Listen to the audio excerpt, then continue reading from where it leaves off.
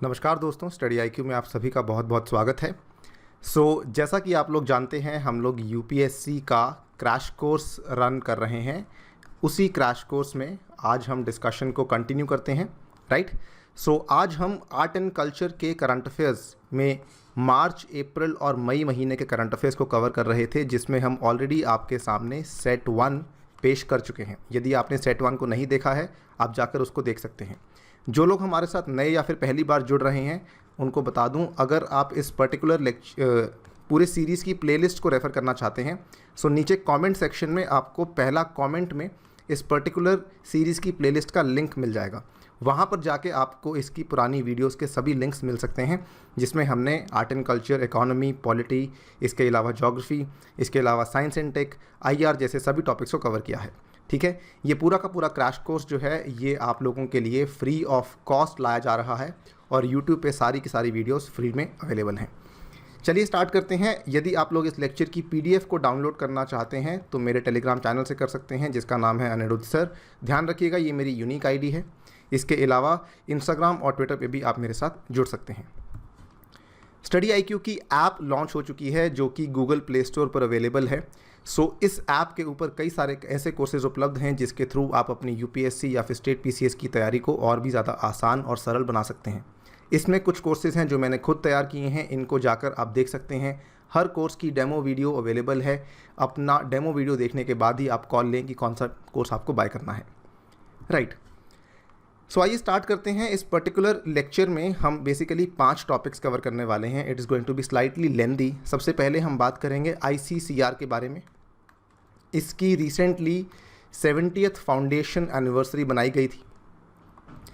इसके बाद एक त्यौहार है जिसका नाम है चपचार कुट। इसके बारे में बातचीत की जाएगी कि ये कहाँ मनाया जाता है, क्यों मनाया जाता है।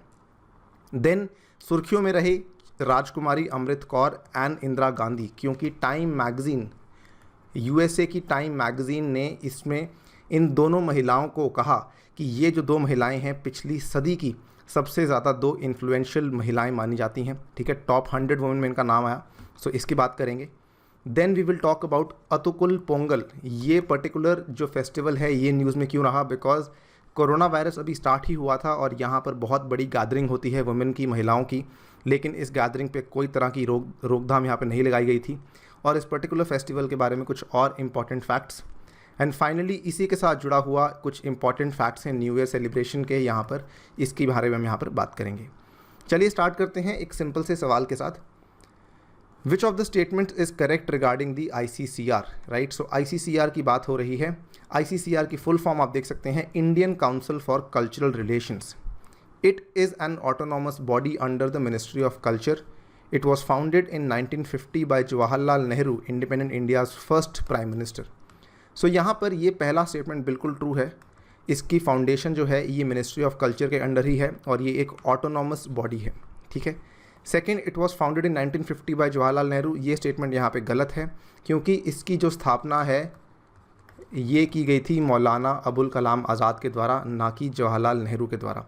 Second statement is false, first is correct, जिसकी वजह से आपका ऑप्शन ए जो है 1 ओनली यहाँ पे सही जवाब हो जाएगा। चलिए इसके बारे में कुछ और जानकारी। जैसा कि मैंने आपको बताया, हाल ही में अप्रैल 9 की न्यूज़ आप देख सकते हैं, ICCR celebrates 70th foundation day.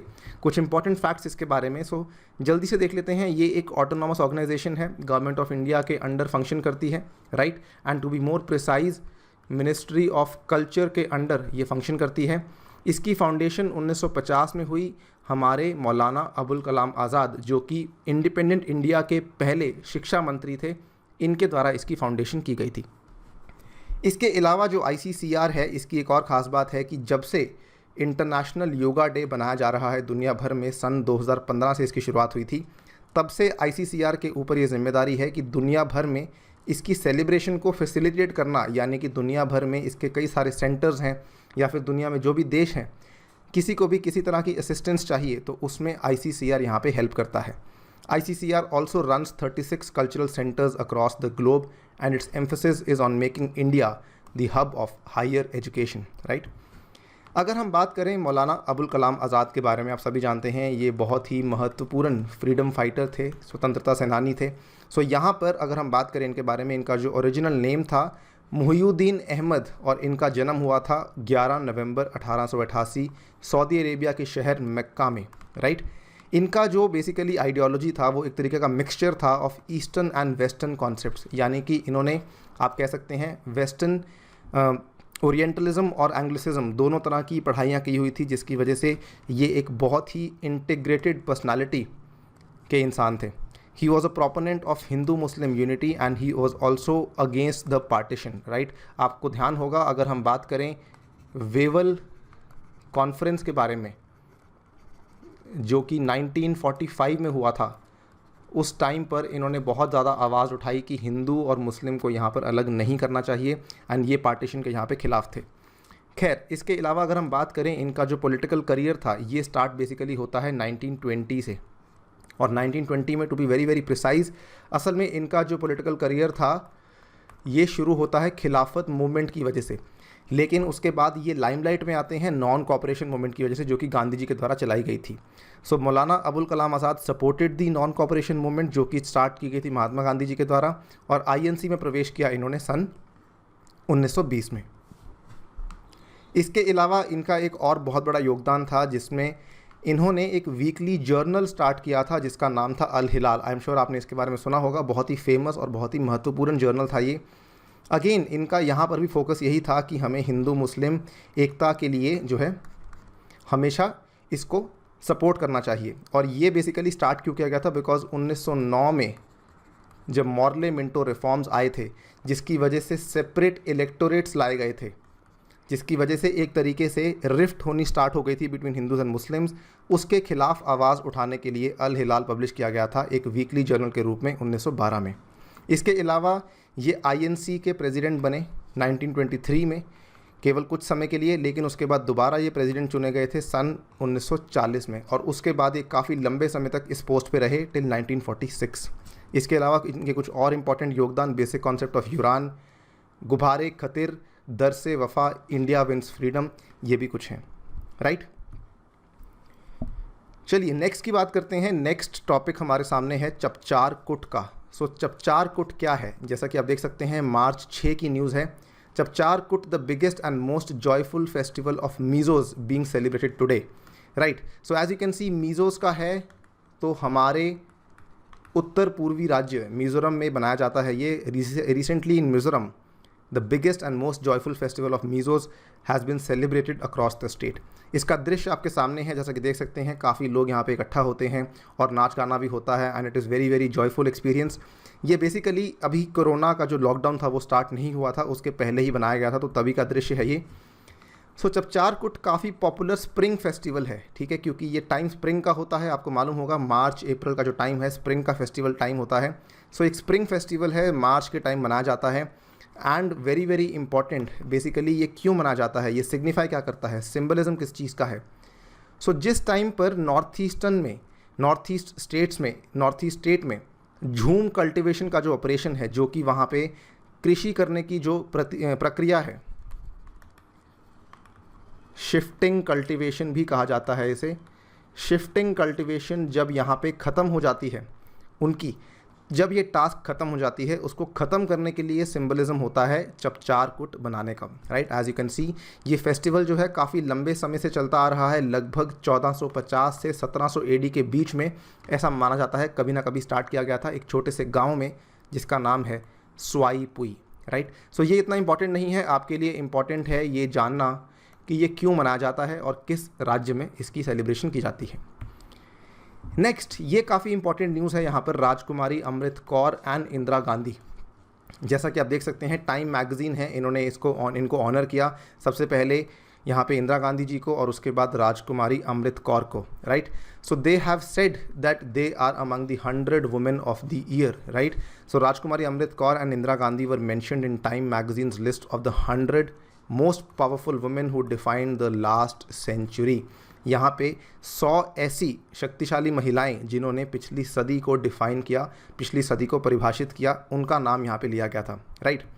सो सबसे पहले हम अमृत कौर जी के बारे में बात करेंगे। I am sure Indira Gandhi ji के बारे में आपको काफ़ी कुछ मालूम होगा, उनके बारे में ब्रीफली करेंगे बात, लेकिन ज़्यादा हम बात करते हैं अमृत कौर जी की।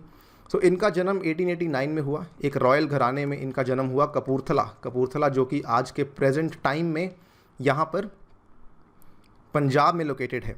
कपूरथला में भारत सरकार की एक बहुत ही बड़ी इंडस्ट्री लोकेटेड है। कमेंट सेक्शन में मुझे बताइए मैं किस इंडस्ट्री की यहाँ पे बात कर रहा हूँ, कौन सा पीएसयू है जो कि यहाँ पर बना हुआ है। इसके अलावा अगर हम बात करें इनका योगदान क्या था, सो ये वुमेन की राइट्स के लिए काफ़ी ज़्यादा लड़ी अपने पूरे जीवन काल में। इसके अलावा इन्होंने पर्दा सिस्टम के खिलाफ भी आवाज़ उठाई, ठीक है, चाइल्ड मैरिज, चाइल्ड इलिटरेसी और देवदासी सिस्टम के खिलाफ भी काफ़ी आवाज़ उठाई। 1927 में ये फ्रीडम स्ट्रगल में प्रॉपरली आ चुकी थी। अगर आप देखें ऑल इंडिया वुमेंस कॉन्फ्रेंस इनके ही द्वारा फाउंड किया गया था विद मार्गरेट कजन्स, राइट। तो इनके साथ मिलकर इन्होंने इस कॉन्फ्रेंस को फाउंड किया था। At the same time Rameshwari Nehru ji के साथ मिलकर इन्होंने दिल्ली वुमेन्स लीग की भी स्थापना की थी, जो कि ऑल इंडिया वुमेन्स कॉन्फ्रेंस की ही दिल्ली शाखा थी। इसके बाद इनका जो रोल रहा, इन्होंने सॉल्ट कैंपेन में भी काफ़ी बड़ा योगदान रहा। सॉल्ट कैंपेन यानी कि डांडी मार्च की बात कर रहे हैं। इसके अलावा इसी टाइम पे इनको अरेस्ट भी किया गया था for her active participation in the Dandi March. In fact she was a very very important part of Mahatma Gandhi's struggle. ये उनकी सेक्रेटरी रही 1930 में और 16 साल तक उनको सर्व किया and then move to Gandhi's ashram in 1934, right. इसके अलावा जो 1932 में हमारा कम्युनल अवार्ड अनाउंस किया गया था रामसे मैकडोनल्ड के द्वारा, उसको भी इन्होंने कंडेम किया, उसकी निंदा की एंड एक रेजोल्यूशन मूव किया against it at the All India Women's Conference. At the same time ये एडवाइजरी बोर्ड फॉर एजुकेशन की एक मेंबर भी बनाई गई थी, लेकिन क्योंकि ब्रिटिश रूल के सख्त खिलाफ थी तो इन्होंने खुद ही उसमें से इस्तीफ़ा दिया 1942 में। क्यों? क्योंकि ये क्विट इंडिया मूवमेंट को सपोर्ट करना चाहती थी। सो इनका काफ़ी बड़ा योगदान रहा था बिफोर इंडिपेंडेंस। अगर हम स्वतंत्रता के बाद की बात करें पोस्ट इंडिपेंडेंस में और कॉन्स्टिट्यूशन मेकिंग में भी इनका काफ़ी योगदान रहा। She was elected to the Constituent Assembly, जो कॉन्स्टिट्यूएंट असेंबली हमारी असेंबली थी जिसके ऊपर जिम्मा था कॉन्स्टिट्यूशन को बनाने का, from Central Provinces and Bihar, and was one among the 15 women जो कि कॉन्स्टिट्यूएंट असेंबली के सदस्यों में थे, ठीक है। सो केवल 15 महिलाएं थी यहाँ पे, जिसमें से एक राजकुमारी अमृत कौर थी। इसके अलावा सबसे बड़ी आई थिंक उपलब्धि इनके लिए क्या थी, she was the only women, अकेली महिला थी जो कि इंडिपेंडेंट इंडिया के कैबिनेट में हमारे मंत्रिमंडल का हिस्सा थी ये, ठीक है, thus becoming the first women to hold a cabinet rank in free India. इसके अलावा इनको स्वास्थ्य मंत्री के रूप में अपॉइंट किया गया था और ये इसी पोजीशन पर रही अगले 10 साल के लिए। साथ ही में इन्होंने एम्स का जो बिल, एम्स का वो वाला बिल जिसके थ्रू भारत का एम्स हॉस्पिटल बनाया गया था दिल्ली में, उसको पास करवाने में भी इनका बड़ा योगदान रहा। And more importantly lady Irwin college की भी फाउंडेशन इनके द्वारा ही लेकी गई थी। कमेंट सेक्शन में आपको हमें बताना है कि इरविन कॉलेज की लोकेशन कहाँ पर है, कौन से शहर में लेडी इरविन कॉलेज लोकेटेड है, right. Eight the same time इन्होंने ट्यूबरकुलोसिस एसोसिएशन ऑफ इंडिया की भी पहल ली और central leprosy teaching and research institute को भी बनवाया मद्रास में। सो कई सारे योगदान रहे before independence, after independence. That is why she is considered to be one of the most influential women in of the past century. थोड़ा अलग बात है कि इसके बारे में लोगों को कम जानकारी है, बट आई थिंक अब हमें जानकारी हो चुकी है। सेकेंडली अगर हम बात करते हैं इंदिरा गांधी जी की, तो इनके बारे में काफ़ी लोगों को मालूम है, आपको मालूम होगा ये एक इंडियन पॉलिटिशियन है, ठीक है, इंडियन पॉलिटिशियन थी and a central figure of the Indian national Congress. In fact ये अब तक की भारत की अकेली और पहली फीमेल प्राइम मिनिस्टर भी मानी जाती हैं, right. So she is the daughter of Jawaharlal Nehru, the first prime minister of India, और ये इन्होंने प्राइम मिनिस्टरशिप में सर्व किया फ्रॉम 1966 से लेके 1977 तक and again from January 1980 until her assassination in October 1984, जिसकी वजह से कहा जा सकता है कि she is the second longest serving Indian prime minister after her father. So longest serving Indian prime minister हमारे जवाहरलाल नेहरू जी हैं और उसके बाद जो रही हैं वो इंदिरा गांधी जी, राइट। इसके अलावा ये इंडियन नेशनल कांग्रेस की प्रेसिडेंट इलेक्ट की गई 1959 में एंड ये कुछ ही समय के बाद बेसिकली प्रॉपरली पॉलिटिक्स में आ चुकी थी, जिसके बाद she was appointed as a member of the Rajya Sabha. Very very important to note, she became a member of the Lal Bahadur Shastri cabinet also, यानी कि before becoming a prime minister she was a minister in the union minister in the Lal Bahadur Shastri cabinet, right. इसके बीच में कुछ political developments हुई, जैसे कि इन्होंने किस तरीके से मोरारजी देसाई को हराया और किस तरीके से पावर में आई and so on. But more importantly 1999 में भी इंदिरा गांधी को यहाँ पे टैग दिया गया था women of the millennium in an online poll organised by the BBC। So यहाँ पर BBC के द्वारा ऑनलाइन पोल रखी गई थी जिसमें वुमेन ऑफ द मिलेनियम का टैग दिया गया था, जो कि बहुत बड़ी उपलब्धि है। किसी भी महिला के लिए। सो ये था आपके साथ राजकुमारी अमृत कौर और इंदिरा गांधी जी वाला टॉपिक। नेक्स्ट हम बात करते हैं अतुकल पोंगल। ये अगेन जो न्यूज़ है, अभी कोरोना का लॉकडाउन स्टार्ट नहीं हुआ था। लॉकडाउन बेसिकली 24-25 मार्च को स्टार्ट किया गया था, लेकिन उसके पहले भी यहाँ पर प्रिकॉशंस लेनी स्टार्ट की जा चुकी थी कि कहीं पर भी आपको बड़ी गैदरिंग नहीं करनी है, ये सब नहीं करना है, बिकॉज दुनिया भर में ऑलरेडी चिंता शुरू हो चुकी थी कोरोना को लेके। सो ये जो खबर रही कोविड-19 scare, no ban on Attukal Pongal festival which was large annual gathering of women in Kerala. Before I talk about this, मैं आपको बताना चाहता हूँ कि ये जो फेस्टिवल है ये 2 बार Guinness book of world records में आ चुका है। क्यों? क्योंकि यहाँ पर इतनी बड़ी गैदरिंग होती है महिलाओं की।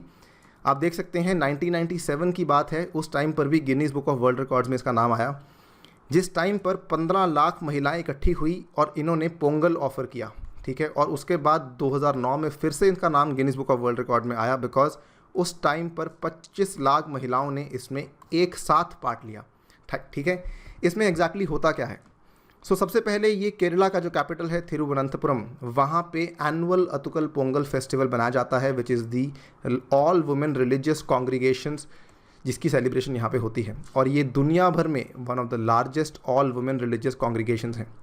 पोंगल का मतलब होता है to boil over, is the ritual in which women prepare sweet payasam. So जो लोग यहाँ पे साउथ इंडिया से बिलोंग करते हैं, आई am sure they know what is the meaning of payasam.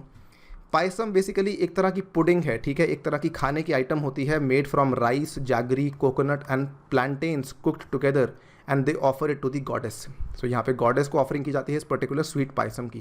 Clear है? ये फेस्टिवल लगभग 10 दिन तक चलता है, 10 day long festival of Attukal Bhagavathi temple. और यहाँ पर बेसिकली फेस्टिवल सिम्बलिज्म किस चीज़ का है? It denotes the victory of good over evil by the slaying of the Pandian king, ठीक है। सो ये वाली जो आप कह सकते हैं मैथोलॉजिकल इसके साथ एसोसिएशन है, ये केवल इस फेस्टिवल के साथ नहीं, ये कई सारे और फेस्टिवल्स के साथ भी है। आई एम श्योर आपने सुना होगा इसके बारे में, right. So coming further, the temple is dedicated to the goddess Bhagavathi. अगर हम अतुकल भगवती टेम्पल की बात करें जहाँ पर ये फेस्टिवल बनाया जाता है, सो ये गॉडेस भगवती को डेडिकेट किया गया है। और ये जो टेम्पल है, it is also known as the Sabarimala of women. The temple attracts the biggest set of women devotees for the annual Attukal Pongal festival, ठीक है। इस Guinness book of world record वाले फैक्ट को ज़रूर याद रखिएगा, जनरली अच्छा है आपकी जीके के लिए। फाइनली हम बात करेंगे न्यू ईयर सेलिब्रेशन की। सो यहाँ पर क्या है कि न्यू ईयर डिफरेंट रीजन्स में डिफरेंट नाम से बनाया जाता है। यूपीएससी में अक्सर ऐसे क्वेश्चंस आने की संभावना रहती ही है। ये बेसिकली हर साल करंट अफेयर्स में रहता है, लेकिन कोई इसको अच्छे से पढ़ता नहीं है और कभी कभार यूपीएससी ऐसे क्वेश्चंस पूछ लेती है। सो लेकिन आपको ध्यान रखना है कि अलग अलग क्षेत्रों में, दुनिया के अलग अलग राज्यों में अलग अलग नामों से यहाँ पर नए साल का जो त्यौहार है बनाया जाता है, राइट। कुछ एग्जाम्पल्स जिसके बारे में आई एम श्योर आपको मालूम ही होगा। यहाँ पर अगर हम बात करें बिहू, तो एवरीबडी इज़ अवेयर कि बिहू जो है वो असम में मनाया जाता है, राइट। अगर हम बैसाखी की बात करें तो कई सारे लोगों को मालूम है कि ये पंजाब में मनाया जाता है, राइट। इसके नीचे रीज़न भी दिए गए हैं कि क्यों मनाया जाता है, क्या रीज़न है। आपको यहाँ पे नाम याद करने हैं जो कि ज़्यादा इंपॉर्टेंट है। विशु जो है ये केरला में मनाया जाता है। नाब बरसा ये बनाया जाता है वेस्ट बंगाल में। इसका दूसरा नाम जो ज़्यादा फेमस है दैट इज़ पोयला बैसाख, ये ज़्यादा लोगों को मालूम होगा पोयला बैसाख इसके बारे में। इसके अलावा अगर हम बात करें बिहू, ये थोड़ा कंफ्यूजिंग है बिकॉज बिहू जो है वो असल में आसाम में 3 बार बनाया जाता है। क्यों? बिकॉज 3 तरह के आपके फार्मिंग साइकिल्स आते हैं। सो पहला जनवरी में, दूसरा अप्रैल में, तीसरा अक्टूबर में। हर तरह के बिहू का नाम अलग है। यहाँ पे माघ बिहू, रोंगाली बिहू एंड कोंगाली बिहू, ठीक है। आपको केवल याद रखना है, बिहू भी याद रखेंगे तो मोर देन सफिशिएंट है। इसके अलावा अगर कुछ और स्टेट्स की बात करें, सो यहाँ पर पुथांडू तमिलनाडु, जूड शीतल बिहार, नवरे कश्मीर, लोसार तिब्बतन, गुड़ी पड़वा मराठी एंड कोंकणी, पाना संक्रांति ओडिया, युगादी तेलुगु, नवरोज़ पारसी। सो ये आपके लिए बहुत इंपॉर्टेंट है, ये बहुत इंपॉर्टेंट है। उसके बाद गुड़ी पड़वा बहुत इंपॉर्टेंट है, पुथांडू बहुत इंपॉर्टेंट है। ये इसलिए बोल रहा हूँ बिकॉज इसको लेके सवाल आ चुके हैं already. So possibility of them coming again is very very high, ठीक है। सो ये आपको डेफिनेटली याद रखने हैं। सभी फेस्टिवल्स इक्वली अच्छे हैं, इक्वली इंपॉर्टेंट हैं, लेकिन आपको कुछ फेस्टिवल्स के नाम डेफिनेटली याद रखने जो ऑलरेडी पूछे जा चुके हैं। क्लियर है? इसी के साथ इस वीडियो को यहाँ पे समाप्त करता हूँ। मेरे द्वारा पूछे गए सवालों का जवाब ज़रूर दीजिए कमेंट सेक्शन में। I take your leave. Thank you for listening. Stay tuned and stay safe.